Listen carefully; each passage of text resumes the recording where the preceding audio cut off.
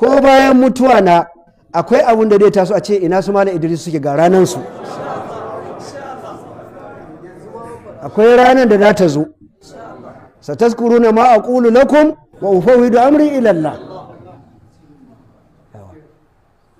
amma dan motar gawa ta wuce kai dariya to gobe kai da dauka ko a gane bane. kar kai barin ciki da rashin lafiyar Idrisu, manzo Allah ya rashin lafiya ya kuma rasu, ko ba ka bane, to wa dai saura mun zo zama ne wallahi ba da ya zo zama, lokaci kawai ake jira. walan yu'akhkhira Allahu nafsan idza jaa ajaluha, kowa lokacin sai zai tafi, da lafiya ba lafiya, kana kwance kana zaune kana tafe kana tsaye, inda kwanaki so kare tafiya.